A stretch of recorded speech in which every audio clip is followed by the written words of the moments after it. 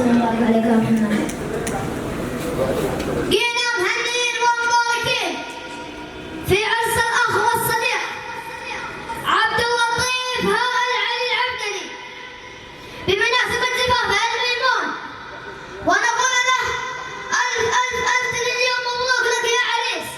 ويدام الله السرور. ونبدأ في القصيد.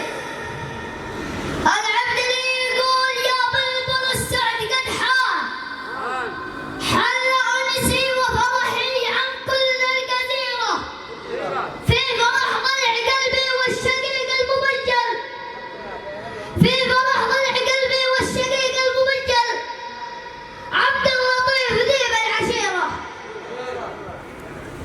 في عرس خاتم الوقفات والنسل الأجمل،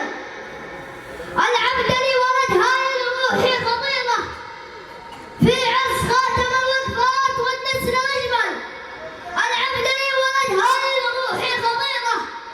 قد تغنت بحروف الدان والكل زول، العبدلي تهني فرحتهم كل ديرة، من رجال المواقف كل ذي قال يفعل، بل مواقف لهم صيت وفخر وسيرة، هم أهل الطيب والقود المصفى المجمل، والشجاعة لهم في كل درب تنيرة، والوفاء في دماهم والعز دايم مكمل،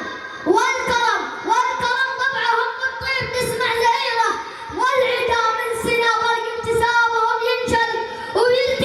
ويلتقف لا يطح حضورهم والسيرة، يا عبد اللطيف ابتسم ما بلا الوجه يزعل، ترى لا محزمك عدتك ولد خيرة، في بصار الفرح رحبت بالضيف ناحل، عطلت القو اغلى عطر نافع عبيرة،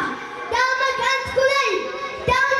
كليب شوفني بصير المهلهل، ما بغلخي وقت السلا والعسيرة، دامك انت كليب شوفني بصير المهلهل، ما بغلخي وقت السلا والعسيرة، والسعادة دوم عمرك بالسعادة يكمل، والفرح دوم في دارك مع اغلى اميرة، واختم القول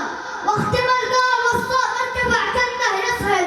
العريس العبدلي سيد وهيبة كبيرة، العريس العبدلي سيد وهيبة كبيرة، سلام للجميع.